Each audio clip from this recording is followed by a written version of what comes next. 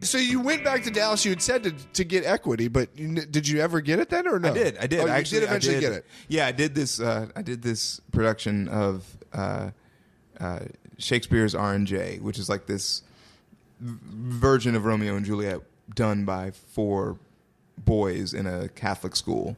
Okay. And so all like these 4 guys play all the parts in Romeo and Juliet, and it's a cool concept. I mean, it was one of those things that like me in my early 20s was like, yeah, this is that. I want to be doing this. It's like play all the parts. All right, Yeah. And I wound up getting my equity card on that. I mean, when I look back at it, I'm like, man, I wonder if there's something about that as a performer which feels a little bit more indulgent than oh yeah. It's like let me just play 4 different Shakespeare parts, and by I won't change costumes. It's just by virtue of my talent that you believe that I'm all these different characters because I'm that good. Right.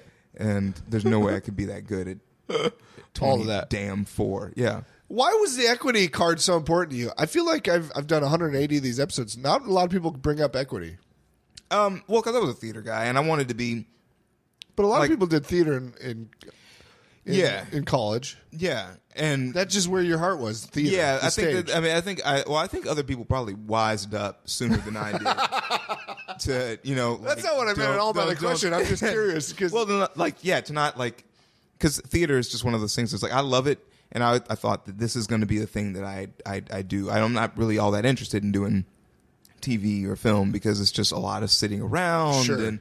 When you're doing theater, you're just like you're always engaged. Yeah. You're creating the story every night in front of people, and you're on the ride every night. And it's just more like it's just a little more all consuming, and it just feels a little bit more like as an artist, you're just getting to use everything all the time, and there's no.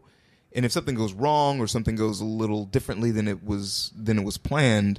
You just got to take it and keep moving. So there's something about like flying by the seat of your pants that's just like, really, it's just amazing. Yeah, I get but that. like, and also I was just like, I was like, I don't know if I'm like, no one's going to want to see me on camera. They're like, it's like, I'm just, and I was like, I'm going to go to New York. I'm going to do theater and, hopefully at some point I get to do some TV stuff, but I don't imagine that. I just didn't seem like that was in the cards for me. Like the on-camera stuff was. Well, like, aside from the obvious, like you obviously get paid more and you obviously are up for better productions. Is there anything huge about having an equity card?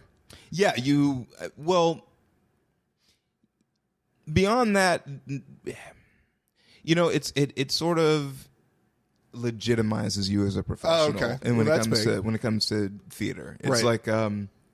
Not to say that people without equity cards are not incredibly talented and professional because they are. Right. I mean, it's just the nature of the beast, though. It's like just a milestone or whatever. It's a weird little milestone that you want to have, and it also ensures that you will come close to making a living. Right. If you get a job. Right. Whereas if you're non-equity, they could just not pay you. Right.